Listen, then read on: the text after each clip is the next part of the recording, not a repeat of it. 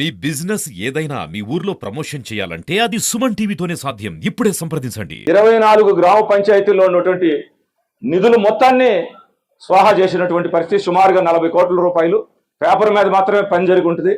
అధికారులను బెదిరించి special officer పరిపాలనతో వాళ్ళకు ఉన్నటువంటి చెక్ పవర్ని అధికారుల ద్వారా పెట్టించుకొని అడ్డగోలుగా వాళ్ళ పిఏ వచ్చి దోచుకెళ్ళి వాళ్ళకి సాయంత్రానికి లెక్క చెప్పేటటువంటి పరిస్థితి. మీకు మచ్చుకి ఉదాహరణకి ఎంత నీచమైనటువంటి పనులు చేశారంటే, అభివృద్ధి పేరుతోటి ఎక్కడైనా సరే మురుగుగాల వంచున పార్కు కడతారా? మురుగుగాల మీద వాలినటువంటి దోమలు చిన్నపిల్లలు గుడితే, వృద్ధులు గుడితే వాళ్ళకి ఇమ్యూనిటీ తక్కువ ఉంటుంది, ఖచ్చితంగా రోగాలు వస్తాయి. పార్కులు ఎక్కడ కడతారు? అందమైన సరస్సులు ఒడ్డున, సముద్ర తీరాన, నదీ ప్రవాహ ప్రాంతంలో పార్కులు కడతారు. 42 సంవత్సరాలు వాటర్ స్టాగ్నేషన్ ఉంది, నీటి నిల్వ. అక్కడ మిత్రా కమిటీ 1978లో 76, 77 ప్రాంతంలో ఈపురపాలెం స్ట్రైట్ కట్ వచ్చిన తర్వాత, వేటపాలెం స్ట్రైట్ కట్ వచ్చిన తర్వాత ఈ స్ట్రెచ్ ఏదైతే 14 కిలోమీటర్లు ఉందో ఆ మురుగునీరు అక్కడ నిల్వ ఉండిపోయింది. అది ముందుకు పంపితే గానీ చీరాల ప్రాంతాన్ని మొత్తానికి కూడా ఆరోగ్యం మెరుగుపడేటువంటి పరిస్థితి. దాన్ని నేను అధిగమించడం కోసం నా ప్రయత్నాలన్నీ కొనసాగుతున్నటువంటి తరుణంలో రెండు వైపులా రోడ్లేసి, లాస్ట్ టైం 2018లో చంద్రబాబు నాయుడు వచ్చినప్పుడు కూడా ముఖ్యమంత్రిగా ఆయన దృష్టికి కూడా తీసుకెళ్లి శాశ్వతమైనటువంటి పరిష్కారం చూపించేటటువంటి ప్రయత్నం. ఎందుకంటే అది చేయిందే చీరాల పరిసర ప్రాంతాల్లో, కుందూరు ఉన్నటువంటి ప్రాంతాల్లో భూగర్భ జలాలు దెబ్బతింటాయి. అక్కడ కొద్దిగా బుర్రున్నాడు, కడుపు కూడి తినేవాడు ఎవరు కూడా మురుగ్గాల వెంబట చిల్డ్రన్స్ పార్క్ కట్టడు. దానికి బెస్ట్ ఎగ్జాంపుల్ ఏంటంటే, అంతకుముందు రామానాయుడు పార్కు దానికి పడవర వైపు, కుందూరు వైపు కడితే నలుగురు కూడా మనుషులు వెళ్ళి దాంట్లో సేద తీరినటువంటి పరిస్థితి లేదు. అది బీడుపడిపోయింది. ఎందుకంటే అక్కడ ముక్కు మూసుకోవాలి, దోమలు వస్తాయి, అక్కడికి వెళ్తే రోగాలు వస్తాయి. ఆ పరిస్థితిని మార్చాలి. ఆ ప్రాంతమే కాదు, 10 కిలోమీటర్ల అపరిశుభ్రమైనటువంటి కుందేరు పరిస్థితిని ఆనక నేను నా ఎంటైర్ పొలిటికల్ కెరియర్లో 18 సంవత్సరాల్లో కొన్ని వేల ఇళ్ళు శాంక్షన్ చేశాం. ప్రత్యక్షంగా 17 కాలనీలు, 7,000 ఇళ్ళు నా భాగస్వామ్యంతో, నా సొంత డబ్బులు, నాకు సంబంధించినటువంటి శ్రేయోభిలాషులు ఏదైనా డొనేట్ చేస్తే ట్రస్ట్ ద్వారా 12 కోట్లు నా సొంత డబ్బులు పెట్టి 7,000 ఇళ్ళు 17 కాలనీలు కట్టిస్తే, ఆయా కాలనీకి సంబంధించినటువంటి పేదలు వాళ్ళ ఇష్ట దైవాన్ని, స్వాతంత్ర సమరయోధుడి పేరుని, లేదంటే వాళ్ళకి ఇష్టమైనటువంటి రాజకీయ నాయకుడి పేరుని, లేదంటే వాళ్ళు పూజించేటటువంటి దేవుడి పేరుని పెట్టాను తప్పితే మీ అందరి కాలనీ పేర్లు తెలుసు. వాడరేవులు వైఎస్ఆర్ కాలనీ ఉంటే రైల్వే ట్రాక్ అవతల అంబేద్కర్ కాలనీ దగ్గర నుంచి, అలానే రోషి గారి పేరుతోటి కొంజేటి చేనేతపురి, కొంజేటి చేనేత నగర్, అలానే అబ్దుల్ కలాం కాలనీ, అలానే రైల్వే ట్రాక్ అవతల దేశాపేట దగ్గర మన విఘ్నేశ్వర కాలనీ, కొత్తగా వచ్చినటువంటి వివేకానంద కాలనీ, ఆఖరికి ఒక 50-60 ఇళ్ళు కట్టుకున్నటువంటి పోలేరమ్మ కాలనీ, ఎస్టీ యానాదులు పెట్టుకున్నటువంటిది. ఇలా 1000 ఇళ్ళు వివేకానంద కాలనీ అయితే హైయెస్ట్, అలానే 27 ఇళ్ళు, ఈ విధంగా 480 ఇళ్ళు కొంజేటి చేనేత నగరం, కొంజేటి చేనేతపురి అయితే 1100 4 విడతలకు ఇళ్ళు ఇచ్చాం. ఎవరు ఇష్టం వచ్చిన పేరు వాళ్ళ ఆలోచనలో నుంచి, అది సహజం. మానవుడు యొక్క, ప్రభుత్వం తాలూకా యొక్క నిజమైనటువంటి ఆలోచన. ప్రతిదానికి నా కాలనీ పెడతామని చెప్పి ఇంటి దగ్గరికి వచ్చి గొడవ చేసేవాళ్ళు, నేను దానికి వ్యతిరేకం. ఎక్కడ నా పేరు ఉండటానికి లేదు. అది చాలా ఉన్నతమైన వాళ్ళు పేర్లు, మనకన్నా మహనీయులు ఉన్నారు, అది మీరు పెట్టుకోవాలన్నారు. మీకు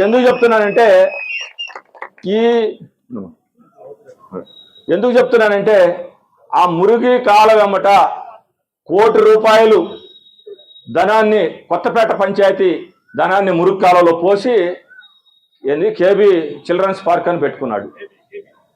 ఎందుకు చెప్తున్నానంటే, యాక్చువల్గా కొత్తపేట అనేది అంతకుముందు చుండూరు వారిపల్లి అనుకుంటా, చుండూరు వారిపాలెం తర్వాత కొత్తపేటగా పోయింది. ఇక ఊరు ఎంట్రన్స్లో వస్తా ఉంటే ఇతని పేరు చదవాలి, ఆ కొత్తపేట మర్చిపోవాలి, చుండూరుపల్లి ఉండకూడదు అనేటువంటి ఒక నీచమైనటువంటి తత్వం. అంటే నేను ఇది ఎందుకు చెప్తున్నానంటే, అక్కడ ఇద్దరు పేదోళ్ళు చిన్న చిన్న బ్రతుకు తెరువు కోసం ఏమంటారు, బిల్డింగ్ మెటీరియల్ ఒకరు, ఇంకొక కార్ఖానా పెట్టుకొని వాళ్ళకి తీసేయాలి, వాళ్ళకి తీసేసి ఏదో మేము చేసామనిపించుకోవటానికి కోసం ప్రజలకు అంత అవగాహన లేదు కాదు. ఎందుకు నేను ఇవన్నీ చెప్తున్నానంటే, ఇవాళ ఒక విధమైనటువంటి అవినీతి కాదు, ఒక విధమైనటువంటి నీచమైనటువంటి పోలీస్ వ్యవస్థను పెట్టుకొని చేసే 0.5 రౌడీజం కాదు. నిజమైన రౌడీజం అంటే పోలీసులు లేకుండా చేయాలి. ఇది ఇది ఇది ఇది ఎందుకు చెప్తున్నానంటే, దీన్ని ఒక అద్భుతమైనటువంటి మౌన సాక్షిగా ఒక ఒక ఒక ఒక ఒక మౌన మునిగా సాక్ష్యంగా ఉన్నటువంటి తెలుగుదేశం తరపున ఇన్ఛార్జిగా ఉన్నటువంటి కొండయ్య గారు ఇది అన్నిటికీ మౌన సాక్ష్యం. ఒక్క మాట కూడా గత 3 సంవత్సరాల నుంచి 2.5 సంవత్సరాల నుంచి ఆయన ఇన్ఛార్జిగా వస్తే వీళ్ళని పన్నెత్తి కూడా ఒక మాట అనలా. ఎక్కడో కడపలో రాజశేఖర రెడ్డి గురించి, జగన్ గారి గురించి విమర్శించేవాడు చెప్తే చీరాల ఆయనకి పార్టీ అవకాశం ఇచ్చింది. ఇక్కడ చీరాల ఎంత నష్టపోతుంది, ఎంత దోపిడీకి గురి కాబోతుంది అనే దాని మీద ఒక మాట మాట్లాడినటువంటి కొండయ్య. అంటే ఈ 2 విషయాలు నేను కొండయ్య సౌమ్యుడు అవ్వచ్చు, వివాద రహితుడు అవ్వచ్చు, కానీ సమాజంలో ఇంత దోపిడీ ఇంత దౌర్జన్యం జరుగుతుంటే ఒక ప్రతిపక్ష పార్టీకి ప్రతినిధిగా ఉన్నటువంటి వ్యక్తి ప్రశ్నించకపోతే వీళ్ళిద్దరి వల్ల ఒకరేమో ఒక పార్టీలో గెలిచి అభివృద్ధి పేరుతో ఇంకో పార్టీలోకి వచ్చి అడ్డుగోలుగా దోచేసుకొని 100 కోట్లు దోచేసుకొని రేపటి రోజున గ్రామీణ ప్రాంతాల్లో మరి ముఖ్యంగా లిఫ్ట్ ఇరిగేషన్ కట్టలు కానీ స్ట్రైట్ కట్స్ ఏటపాలెం వీపురపాలెం కట్టలు కానీ ఒక వరద వస్తే రేపు ఆ ప్రాంతాల్లో నివసించే రైతులు కానీ వాళ్ళ గ్రామాల పరిస్థితి నరకంగా ఉంటుంది. ఇవన్నీ ప్రశ్నించకుండా ఇంకా చీరాల పట్టణంలో అయితే ఇంకా చెప్పాల్సినటువంటి అవసరం లేదు. అదేంది మన ముంతావాళ్ళ సెంటర్లో ఒక డివైడర్ పెట్టారు. బార్ షాప్కి పర్మిషన్ తీసుకోవడం కోసం 100 మీటర్లు డిస్టెన్స్ ఉండదు స్కూల్కి, ఆ డివైడర్ పెడితే వస్తుందని చెప్పి మధ్యలో డివైడర్ పెట్టి ఒక 10 లక్షల రూపాయలు డివైడరు, ఇంకొక 20 లక్షల రూపాయలు లంచం. షాపు గ్రౌండింగ్ అయిన తర్వాత మరలా దాన్ని తీసుకెళ్లి స్క్రాప్ చిలకలూరుపేటలో పాత ఇనుము కింద అమ్మేసుకున్నటువంటి పరిస్థితి. చీరాల మున్సిపాలిటీలో నేను 2019 ఎమ్మెల్యేగా 3వ కంటెస్ట్ చేసే రోజుకి 17 కోట్ల రూపాయలు మిగులు ధనం ఉంది. అద్భుతమైనటువంటి అభివృద్ధి కార్యక్రమాలు చేయొచ్చు. అనేక కార్యక్రమాలు మురుగునీటి కాలువలు కానీ, డ్రైనేజ్ సిస్టమ్ కానీ, రోడ్స్ కానీ, మార్కెట్ కట్టడం కానీ, అంబేద్కర్ భవన్కి మౌలిక సదుపాయాలు కల్పించడం కానీ, ఇలా లెక్కకు మించినటువంటి కార్యక్రమాల్ని అన్నిటికి మించి శానిటేషన్కి భారతదేశంలోనే సౌత్ ఇండియాలోనే స్వచ్ఛ సర్వేక్షణలో మొదటి ర్యాంక్ వచ్చేది చీరాల పట్టణానికి. చీరాల్లో పారిశుద్ధ్యం నిర్వహించడం అంటే అంత ఈజీ అయినటువంటి పని కాదు. అలాంటి చీరాల్లో అద్భుతంగా పారిశుద్ధ్య కార్మికుల్ని మా సొంత బిడ్డల్లాగా చూసుకొని వాళ్ళకి ఏ ఇబ్బందులు రాకుండా, రోగాలు రాకుండా సమయానికి జీతాలు ఇచ్చి మొట్టమొదటిసారిగా బ్యాంక్ అకౌంట్లో డబ్బులు వేసి వాళ్ళని కంటికి రెప్పాటుగా కాపాడుకుంటే వాళ్ళు పారిశుద్ధ్యాన్ని అద్భుతంగా నిర్వహిస్తే, ప్రజల ఆరోగ్యాన్ని వాళ్ళు రక్షిస్తే, ఈరోజు స్థానికంగా ఉన్నటువంటి ఎస్సీ వర్గానికి చెందినటువంటి కార్మికుల్ని అక్రమంగా తీసేసి తను ఊర్లో ఉన్నటువంటి వాళ్ళ బంధువుల పేర్లు మాత్రం వాళ్ళ పేర్లను రాసి కనీసం ఒక 30-40 మంది జీతాలు వీళ్ళు వికృతంగా వసూలు చేసుకుంటున్నారు. ఎవడన్నా ఒక కార్మికుడు చచ్చిపోతే 2 లక్షలు 3 లక్షల రూపాయలు అది నింపాలంటే డబ్బులు తీసుకుంటున్నారు. ఈ విధంగా అడ్డగోలైనటువంటి దోపిడీకి పాల్పడుతున్నటువంటి ఈ తరుణంలో ఎంతో కష్టపడి మనం ఇవన్నీ లా అండ్ ఆర్డర్ కంట్రోల్ చేశాము. Sanitation number 1 in the state. Government education system, school education system, లిటరసీలో ఎన్రోల్మెంట్లో చీరాల మొదటి స్థానంలో ఉండేది. జనరిక్ మెడికల్ స్టోర్స్ పెడితే అత్యధికంగా 5 షాపులు పెట్టి ఎక్కువ అమ్మినటువంటి పరిస్థితి చీరాలకే ఉండేది.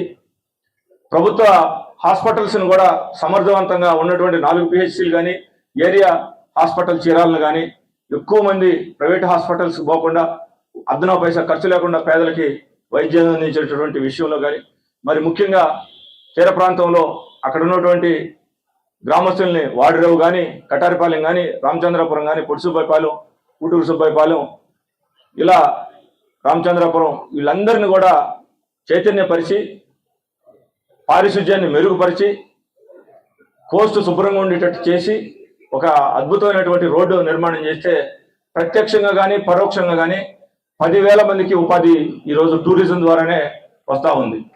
కానీ దాన్ని కూడా ఎవరైనా 1 ప్లాట్ 2 ప్లాట్లు అమ్ముకోవటానికి వస్తే అక్కడ ఏజెంట్లు పెట్టారు.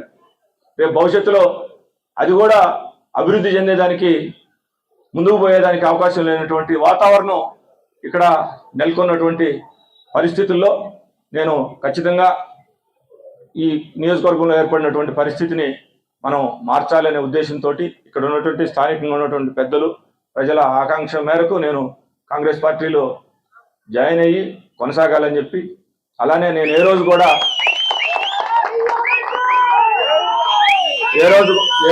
నేను నా స్వార్థం కోసం నేను రాజకీయాల్లో లేను. 24 సంవత్సరాల్లో నాకన్నా ఒకరోజు పెద్దోళ్ళు అయితే నాకు అన్నో అక్కో వరుస అవుతారు. నాకన్నా ఒకరోజు, ఒక నెల, ఒక సంవత్సరం అయితే నా చెల్లెలో తమ్ముడు అవుతారు. నా ఏజ్ గ్రూప్ ఉన్న వీళ్ళు మాత్రమే, వాళ్ళ పిల్లలు మాత్రమే, ఈ 2 జనరేషన్స్ ప్రత్యక్షంగా నేను చెప్పినటువంటి ఈ 4 మాటలని, ఎందుకంటే నాకు ప్రత్యక్షంగా ఈ 2 తరాలతోటి, నా ఏజ్ గ్రూప్ వాళ్ళతోటి, వాళ్ళకి సంబంధించినటువంటి పిల్లలు బ్రహ్మాండంగా చదువుకొని జీవితంలో సమాజాన్ని అద్భుతంగా అధ్యయనం చేసేటటువంటి వీళ్ళు నా గురించి ఏందో తెలుసుకొని అంతరాత్మకి ఆలోచించుకొని ఓటేస్తే నాకు 25,000 మెజార్టీ వస్తుంది. అలానే 2021 నుంచి నాతో రాజకీయ ప్రయాణం కొనసాగించినటువంటి కొంతమంది 19లో దూరం కావడం జరిగింది. ఈ మధ్యలో కూడా కొంతమంది తాత్కాలికంగా చిన్న చిన్న అవసరాల కోసం వెళ్ళడం జరిగింది. నేను మనస్ఫూర్తిగా వాళ్ళని మరలా తిరిగి రావాలని చెప్పి ఈ వేదిక నుంచి ఆహ్వానిస్తున్నా. అలానే ఇంకొక ముఖ్యమైనటువంటి విషయం, ఫైనల్గా ఈ ఒక్క మాట మాత్రమే చెప్పి మీ దగ్గర నుంచి నేను సెలవు తీసుకుంటాను. నేను 24 సంవత్సరాలు రాజకీయాల్లోకి వస్తే 2001లో జెడ్పీటీసీగా, ఎంపీపీగా, 2 సార్లు ఎమ్మెల్యేగా, తర్వాత 3ఓసారి మళ్ళీ 19లో కంటెస్ట్ చేస్తే, నాకు సంబంధించి ప్రతిసారి ఎలక్షన్స్ వచ్చినప్పుడు నా కులం ఓట్లు తక్కువ ఉన్నాయనో, నా దగ్గర డబ్బులు ఉన్నాయనో, డబ్బులు లేవనో, ఈ రెండింటిలో ఏదో ఒక ప్రచారం చేస్తున్నారు. నాకైతే ఖచ్చితంగా సంఖ్యాపరంగా నా కులం ఓట్లు ఇక్కడ లేవు. ఈ నియోజకవర్గంలో 10,000 పైన ఉన్నటువంటి కులాలు 10 కులాలు ఉన్నాయి. అన్ని కులాలు 47 కులాలు ఉన్నాయి. ఈ 47 కులాల తాలూకా సామాన్య ప్రజలు, అన్నిటి మించి పేద వర్గాల తాలూకా ఆలోచన పరుల కులం ఏదో అది నా కులం అనుకుంటా తప్పితే, నా ఆలోచన తాలూకా నా కులం ఏదో వాళ్ళ కులం అనుకుంటారు తప్పితే నాకు ఈ కులాలు లేవు. ఖచ్చితంగా సంఖ్య లేని మాట నిజం. ఆ భావజాలం కలిగినటువంటి వ్యక్తులు లెక్కకు మించినంత మంది ఉన్నారు. నా సొంత కుటుంబ సభ్యులు లాంటి వాళ్ళు 1,00,000 మంది పైన ఈ నియోజకవర్గంలో ఉన్నారని చెప్పి నేను గర్వంగా చెప్పుకోగలను. అలానే నా దగ్గర ఏదైనా అవినీతి కార్యక్రమం నాకు ఆపాదించాలనుకున్నప్పుడు నేను అది చేశాను, ఇది చేశాను గతంలో చెప్పేవాళ్ళు ఇప్పుడు డబ్బులు లేవని ఇంకోటి చెప్తున్నారు. మీరు 2001 నుంచి నేను ఈ రోజు వరకు రాజకీయాల్లోకి వచ్చినంత వరకు పేదవాడికి, సమాజానికి సంబంధించినటువంటి ప్రతి కార్యక్రమానికి నా చెమట రక్తం ద్వారా సంపాదించిన డబ్బులతోటి నేను రాజకీయం చేశా. నా దగ్గర గొప్పగా కోట్లు డబ్బులున్నాయని నేను చెప్పను, అని నా దగ్గర డబ్బులు లేవని కూడా చెప్పను. ఈ సమాజానికి సేవ చేయడానికి అవసరమైనటువంటి ప్రతి రూపాయి నేను కష్టపడి సంపాదిస్తా. 2001 నుంచి నేను కట్టించినటువంటి 7,000 ఇళ్ళు, అలానే బీదా బిక్కికి నా ఇంటికి వచ్చిన వాళ్ళ ప్రాంతానికి నేను వెళ్ళినా, వాళ్ళ పిల్లల చదువులకో, వాళ్ళ జీవితాలకో, హాస్పిటల్కో, పెళ్లిళ్ళకో, ఇంకోటో సామాజిక పరమైనటువంటి అవసరాలకో నా చెమట ద్వారా సంపాదించినటువంటి డబ్బుల్ని నేను ఒక పెద్ద జమీందారులాగా గర్వంగా ఇచ్చాను తప్పితే, నేను డబ్బులు దోచుకొని 100,000 కోట్లు అధిపతినని నేను ఏ రోజు చెప్పుకోలేదు. నాకు డబ్బులు లేని పరిస్థితి లేదు. నేను మీలాగా దోచుకున్నటువంటి విచ్చలవిడైనటువంటి డబ్బులు లేవు. అలానే ఈ రోజు చెప్తున్నా, కొత్తపేటలో నేను నా సొంత డబ్బులతోటి గవర్నమెంట్ నుంచి ఆ రోజుకి రూపాయి శాంక్షన్ కాకపోయినా 2,25,00,000 రూపాయలు ప్రభుత్వం నుంచి శాంక్షన్ రాని రోజు కూడా నేను నా సొంత డబ్బులు వెచ్చించి ప్రభుత్వ పాఠశాలను నేను నిర్మిస్తే ఈ రోజుకి 5,500 మంది ఆ స్కూల్లో చదువుకున్నారు. ఈ రోజు కూడా నాకు 1,19,00,000 రూపాయలు ప్రభుత్వం నుంచి డబ్బులు రావాలి. అవి వస్తాయో కూడా లేదో నాకు తెలియదు. అలానే సమైక్య నగర్ అని చెప్పి వేటపాలెం కట్ట పక్కన లెవలింగ్ చేయడానికి 7 ఎకరాలు కనీసం తాటి చెట్లు లోతున గుంటలు ఉండేవి. అనేక కళేబరాలు జంతువులు పడేసేవాళ్ళు. అవి పొడచడానికి ప్రభుత్వంలో ప్రొవిజన్ ఉండదు. నేను దగ్గరుండి 2 నెలల పాటు కూడిపిస్తే అక్కడ అంతర్గతంగా రోడ్లు నిర్మాణం చేస్తే ఒక 25 లక్షలు ఖర్చు అయ్యింది. ఏదైనా ఒక కాలనీ పేదలకు రావాలంటే అటు ఇటుగా ఉన్నప్పుడు మన సొంత డబ్బులు మాత్రం వెచ్చించాల్సి వస్తుంది. ఇలా పేదవాడికి అవసరమైనటువంటి ప్రతి రూపాయి ఈ నియోజకవర్గంలో ఖర్చు పెట్టడానికి నా దగ్గర ఉంటుంది. కానీ వీళ్ళలాగా ఎలక్షన్స్ వచ్చినప్పుడు 100 కోట్లు అడ్డగోలుగా సంపాదించి ప్రజల్ని కోటి రూపాయలకి 50 లక్షలకి ఊర్లు కొనేటటువంటి స్థాయి అయితే ఖచ్చితంగా నాకు ఉండదని చెప్పి నేను ఈ సందర్భంగా తెలియజేసుకుంటూ, మీరు ఈ ప్రత్యేకమైనటువంటి ఈ సందర్భంలో ఈ కుళ్ళిపోయినటువంటి ఈ సమాజం, ఇప్పుడున్నటువంటి ఈ రాజకీయమైనటువంటి పరిస్థితులు అన్నింటినీ నేను అధిగమించాలంటే ఈ నెల రోజులు 35 రోజులు నాకు మీరు సొంత కుటుంబ సభ్యులుగా, నా అన్నలుగా, నా తమ్ముళ్ళుగా, నా చెల్లెళ్ళుగా, అక్కలుగా మీరందరూ నాకు తోడుండి కృష్ణమోహన్ అనేవాడు జీవితాంతం మన మధ్యలో ఉండాలి, మనకు సేవ చేస్తూ ఉండాలి, మన కుటుంబ సభ్యుడిగా ఒక ఎమ్మెల్యేగా కాకుండా పిలిస్తే పలికేటటువంటి వ్యక్తిగా ఉండాలని చెప్పి మీరు భావించి నాకు మీరు తోడ్పాటును అందిస్తారని చెప్పి, అలానే 10 సంవత్సరాల్లో నేను అనేక ప్రజలకి అవసరమైనటువంటి తోడ్పాటును అందించి ఇమీడియట్ గా పరిష్కారం అయ్యే అనేక కార్యక్రమాలు నేను తీసుకురావడం జరిగింది. అందులో డైలీ ఎమ్మెల్యే ఒకటి, నెల రోజులకు ఒకసారి ఆ రోజు నిర్వహించేవాళ్ళం. అలానే ప్రతి వారం ఒక మండల ఆఫీసులు, బ్లాక్ ఆఫీసు, తాలూకా ఆఫీసు, మున్సిపల్ ఆఫీసులో ప్రత్యక్షంగా అధికారులతో సంప్రదించి ప్రజల తాలూకా సమస్యలు పరిష్కారం చేయడం జరిగింది. నేను మీ అందరి ఆదరణతోటి, మద్దతుతోటి గెలిచిన తర్వాత ఆ కార్యక్రమాలన్నింటినీ మొదటి రోజు నుంచే నేను కొనసాగిస్తానని చెప్పి, మీ మధ్యలో ఉంటానని చెప్పి, ఆ విధంగా ఈ డబ్బు దారుణమైనటువంటి ప్రచారాన్ని మీరు ఎదుర్కొని, అలానే 2019లో కూడా పోలీసులను అడ్డం పెట్టుకొని రాజకీయం చేశారు. ఇలా పరిస్థితి లేదు. పోలీసులు ఎవరన్నా పొరపాటున ఒక మాట తేడాగా మాట్లాడినా వాళ్ళు ఉద్యోగం పోగొట్టుకుంటారు. ఇప్పటికే 5 ఎస్పీలు ట్రాన్స్ఫర్ అయ్యారు, 3 ఎస్పీలు పిలిచి వార్నింగ్ ఇచ్చారు. ఇప్పుడు వచ్చిన వాళ్ళు కూడా ఎవరు మిమ్మల్ని ఇబ్బంది పెట్టేటటువంటి అధికారులు ఎవరు స్థానికంగా పోలీసులు కూడా లేరు. మీరు స్వచ్ఛందంగా ధైర్యంగా ముందుకు వచ్చి ఒక గ్రామ పంచాయతీ ఎలక్షన్ ఎలా జరుగుతుందో అంత స్వేచ్ఛగా, నిర్భయంగా చేసుకోవచ్చు అని చెప్పి ఈ సందర్భంగా నేను తెలియజేసుకుంటూ, ఏ చీమ చిట్టుకు మొన్న అర్ధరాత్రి అయినా మీరు నాకు కాల్ చేస్తే మీకు నేను కావాల్సినటువంటి సపోర్ట్ అందిస్తానని చెప్పి ఈ సందర్భంగా తెలియజేసుకుంటూ, ఈ రోజు నుంచి మీరందరూ కూడా మీ ప్రాంతాల్లో, అటు పట్టణంలో కానీ గ్రామీణ ప్రాంతాల్లో కానీ మనం కాంగ్రెస్ పార్టీ తరఫున పోటీ చేయబోతున్నాం. మనకి హస్తం గుర్తు వస్తుంది అనే విషయాన్ని సామాన్య ప్రజలకి, మీ బంధువులకి, ఆత్మీయులకి, మీ గ్రామంలో ఉన్నటువంటి వారికి, మీ ప్రాంతంలో ఉండేటువంటి వారి అందరికీ క్రింది స్థాయికి తీసుకెళ్లి మే 13 వరకు ఒక్క క్షణం కూడా విశ్రమించకుండా నా గెలుపుకి మీరు కృషి చేస్తే రాబోయే 5 సంవత్సరాలు ప్రతి చిన్న మీ సమస్యని, ప్రతి ఇబ్బందిని, ఈ ప్రాంత అభివృద్ధిని నా సొంత బాధ్యతగా తీసుకొని